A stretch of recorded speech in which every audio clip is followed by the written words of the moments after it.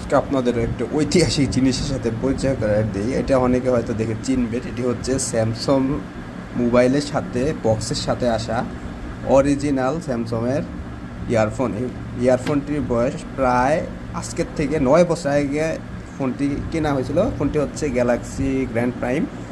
এই ফোনের সাথে ইয়ারফোনটা ছিল।